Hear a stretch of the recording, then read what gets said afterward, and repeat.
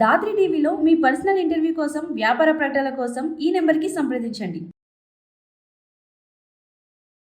ఈ రేవంత్ రెడ్డి చేస్తున్న ఈ దుశ్చర్యల మీద, దుర్మార్గపు చర్యల మీద, అల్లు అర్జున్‌ని అవమానపరుస్తూ మాట్లాడుతున్న తీరు మీద, రేవంత్ రెడ్డి మాట్లాడిన తీరుని ఎందుకు చిరంజీవి గారు స్పందించలేదు?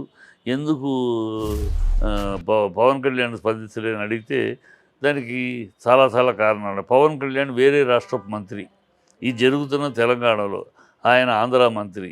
ఆంధ్ర మంత్రిగా ఏదైనా మాట్లాడాడు అనుకోండి, ఓపెన్గా మాట్లాడాడు, ఏదైనా సీక్రెట్గా ఫోన్ చేసి మాట్లాడచ్చు వేరు, డైరెక్ట్గా మాట్లాడారు కూడా పబ్లిక్లోకి.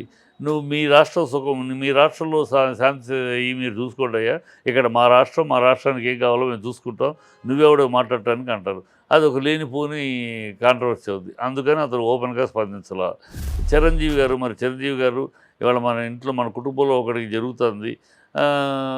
ఆయన ఇప్పుడు మరి అతను ఏదో కుటుంబం కాకుండా వేరుగా వెళ్తున్నాడని మాట్లాడారు కదా, మరి ఇప్పుడు కుటుంబం మీరు రావచ్చు కదా, అతనికి ఒక అన్యాయం జరిగితే మీరు మాట్లాడచ్చు కదా. ఒక్కళ్ళు మాట్లాడలేదు, చిరంజీవి గారు కానీ, ఆయన కొణదెల కుటుంబం సంబంధించిన వాళ్ళు కానీ.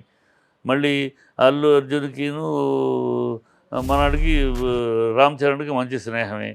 మరి వీళ్ళెవరు స్పందించాలి? నాగబాబు స్పందించాలా, చిరంజీవి స్పందించాలా?